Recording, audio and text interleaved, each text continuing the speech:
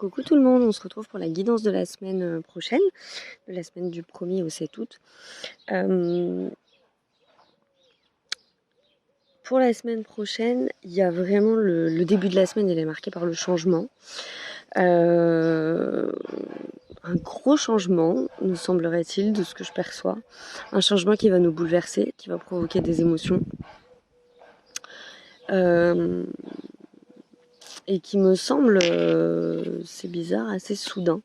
Un changement qui va nous amener à nous affirmer dans nos désirs, dans ce qu'on souhaite.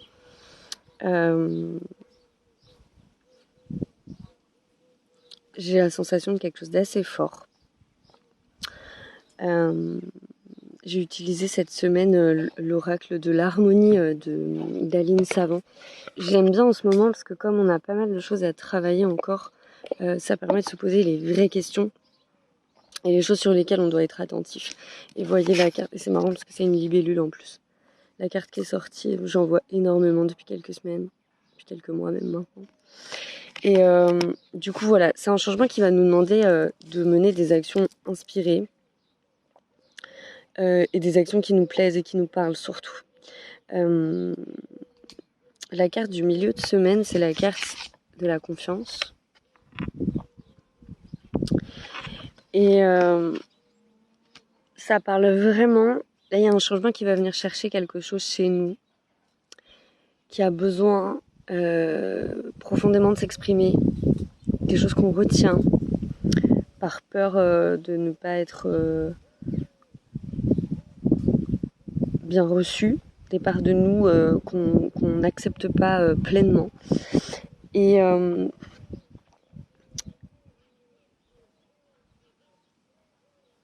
des changements profonds qui peuvent prendre des formes peut-être surprenantes. Je pense que les changements seront beaucoup d'ordre relationnel, alors certainement pas pour tout le monde, mais beaucoup parce que c'est une sphère qu'on travaille énormément en ce moment.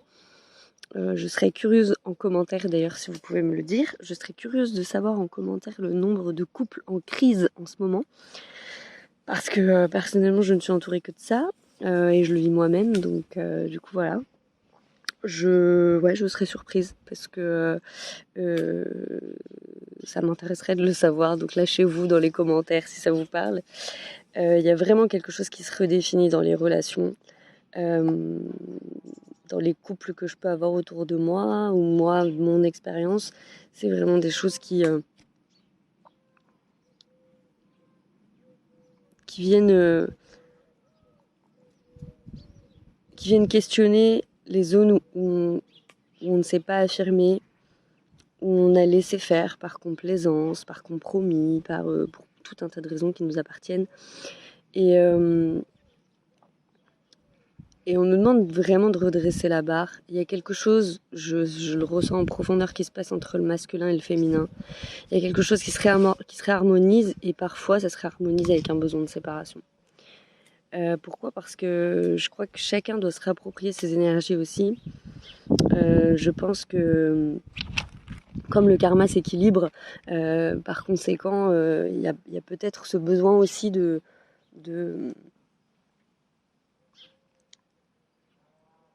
un besoin de solitude pour que chacun puisse se mettre sur ses énergies et faire son travail tranquillement. Comme si finalement c'était pas possible de faire les énergies et de travailler ses énergies avec l'autre à ses côtés. Et la dernière carte pour la fin de semaine, c'est la fuite. C'est se questionner sur qu'est-ce qu'on fuit encore, qu'est-ce qui nous fait peur dans ces situations. Alors là, je parle de séparation et de relation parce que, en l'occurrence, c'est ce que je vois beaucoup autour de moi et c'est ce que je traverse. Mais ça peut concerner tout un tas de raisons. Ça peut concerner un nouveau logement, ça peut concerner un nouveau boulot ou une envie de nouveau boulot.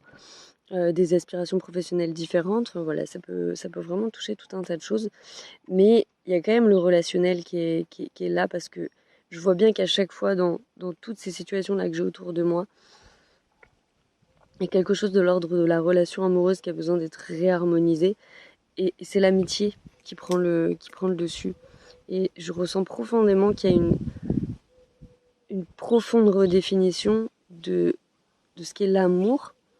Alors de ce qu'est l'amour inconditionnel, mais ça on l'expérimente déjà depuis un moment. Puis l'amour inconditionnel on l'expérimente avec ses enfants ou avec ses animaux.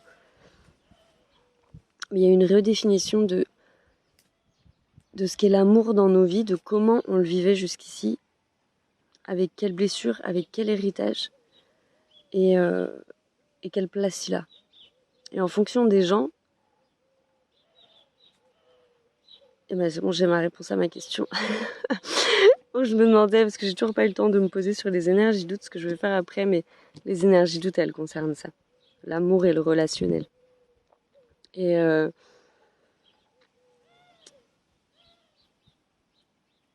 ouais, c'est ça, ça vient vraiment travailler en profondeur.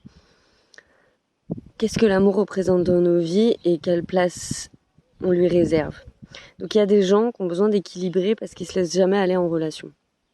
Tout ce que je dis, c'est aussi bien pour les hommes que pour les femmes. Et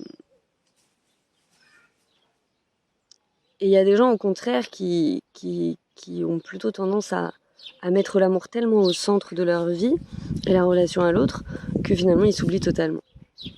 Et c'est ce phénomène-là qui, comme il n'est pas juste et qu'on ne garde que ce qui est juste, c'est bien le sens même de tout ce qu'on traverse en ce moment. Comme ça n'est pas juste, bah c'est rééquilibré. Donc ça peut être dans une relation avec des enfants, c'est pas forcément être dans le couple, mais toujours est-il qu'il y a vraiment un besoin de réharmonisation et de se poser la question de ok, est-ce que c'est juste finalement que je laisse aller l'amour dans ma vie et que je fasse toujours passer un homme à ma place par exemple? Ou est-ce que c'est juste qu'au contraire je ne le fasse jamais? Est-ce que c'est juste que je ne laisse pas l'amour entrer dans ma vie pour telle ou telle raison?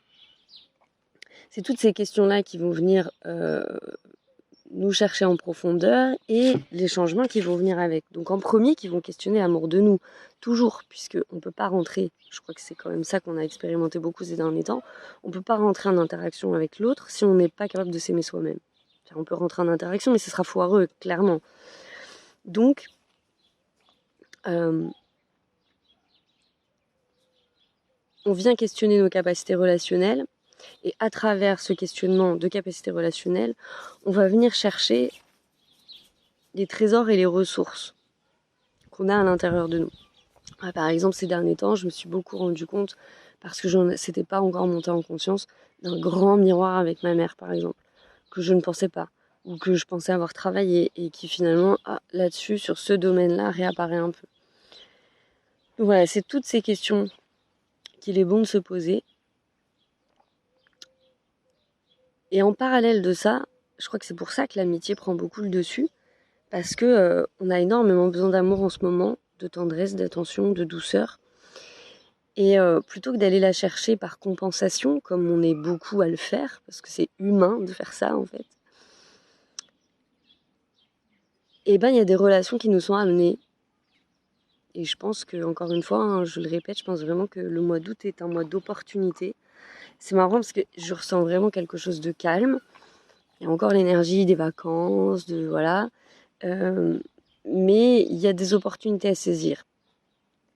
Il y a des choses qui vont venir nous chercher et franchement la réponse va falloir que ça soit oui quoi. Même si on se sent pas prêt, même si je sais pas, mais va falloir dire oui parce que c'est l'opportunité non seulement de grandir, vous allez me dire que c'était le cas avant et c'est le cas pour tout, mais là encore plus fortement parce que la période est exigeante. Eric dans sa vidéo de la semaine prochaine là il en parle du physique. Mais moi, j'aimerais rajouter quelque chose parce qu'il a totalement raison. Il faut faire très attention à son physique en ce moment. Et, mais je dirais vraiment très attention.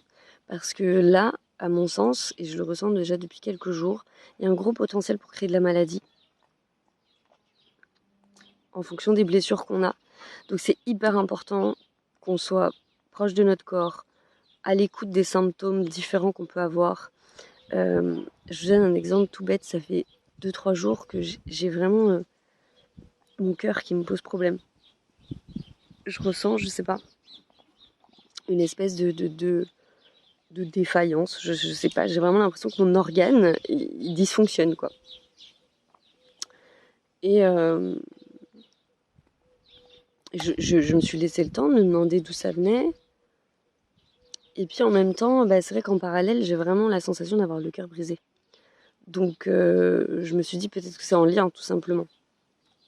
Et hier matin, j'ai ressenti profondément le besoin de porter cette bague en nacre. J'ai entendu Mela, porte du nacre, de la nacre, je sais pas comment on dit. Donc je le fais, j'obéis. Et là, ce qui est complètement fou, c'est quand je regarde la signification de la nacre, son aide au quotidien, et elle travaille là-dessus, elle travaille sur le cœur. Donc voilà, une grosse importance de faire attention à ces symptômes. Allez voir le médecin si vous sentez qu'il y a des choses qui vont pas très bien. Écoutez votre intuition si vous avez besoin de certaines choses, si vous sentez que vous avez besoin d'un remède en particulier, je sais pas, d'une pierre, de quelque chose, écoutez-vous. Parce que voilà, je pense notamment à des gens autour de moi qui peuvent avoir du mal à se poser. Il va falloir, c'est important parce que là, encore une fois, on nous demande d'être dans la justesse, et qui dit être dans la justesse dit s'écouter en profondeur. Donc il faut tout équilibrer, tous les rythmes, le travail, le temps passé avec l'autre, la procrastination, même ça, il faut l'équilibrer. De fait, il ne faudrait pas en avoir, mais bon, comme on fait tout ce qu'on peut avec ce qu'on a, voilà, il faut l'équilibrer. Parce que les énergies vont très vite, que les compréhensions vont très vite, que là, énergétiquement, c'est complètement fou. Et j'en avais parlé dans la dernière vidéo, là, l'accélération est très puissante et très forte. Donc faut contrebalancer, quoi. C'est vraiment très important parce que sinon on se laisse s'envahir, et je crois qu'il y a un potentiel effectivement beaucoup plus grand à ce que la maladie se crée. Donc je vous dis pas ça pour paniquer, je vous dis juste ça. Faut faire attention à soi, quoi, et s'écouter vraiment. Voilà ce que m'inspire cette semaine, et le mois d'août. Je crois vraiment que on sera porté autour de ça, autour de ces questions-là. Voilà, je vois si j'ai d'autres choses qui me viennent.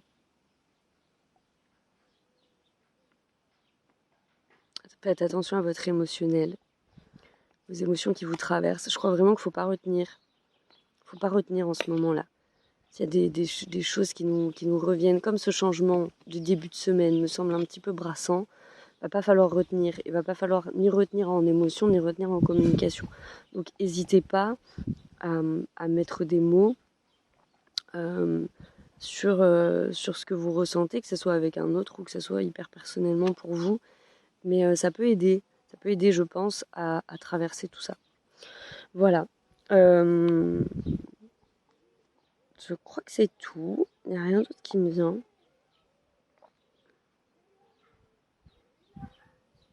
Il y a vraiment une énergie de changement pour la semaine prochaine, surtout le début de semaine. Respirons. De toute façon, tout va dans la continuité de ce qu'on est déjà en train de travailler, donc j'ai envie de dire, il n'y a pas trop de surprises. Et surtout, effectivement, quand on arrive à équilibrer tout ça, il y a une espèce de paix qui s'installe et qui fait du bien, qui ressource et qui permet de s'éloigner des angoisses comme l'argent.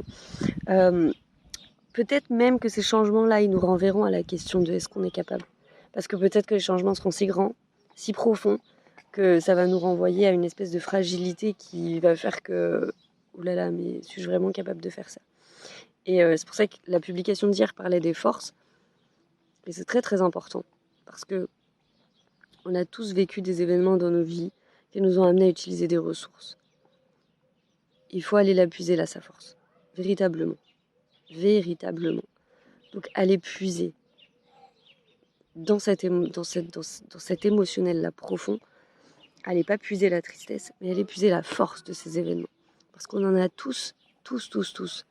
Et que là, on en a besoin beaucoup, pour plein de raisons différentes, parce qu'on se surpasse littéralement, parce que on doit aller dans des zones qui sont hors de nos zones de confort, et c'est pas évident, c'est pas évident. De toute façon, le changement n'est pas évident, il n'est pas évident pour les 3/4 de la planète, même si fondamentalement le changement c'est pas grand chose, parce qu'en fait il suffit juste de l'accompagner et d'être dans une espèce de forme de fluidité, mais on n'est pas habitué à ça parce qu'on n'est pas éduqué comme ça. Et du coup, c'est pas évident. Donc, douceur, ralentir et s'écouter, ça me paraît quand même un peu la clé pour la semaine prochaine et à mon avis plus largement pour la fin du, la fin du mois, mais pour le mois d'août. Voilà. Je vous souhaite une excellente semaine. Prenez soin de vous toujours parce que vous êtes très important. Et puis envoyons-nous un maximum d'amour, j'ai envie de dire, entre nous. Comme ça, ça contrebalancera un petit peu tout le reste. Voilà, belle semaine.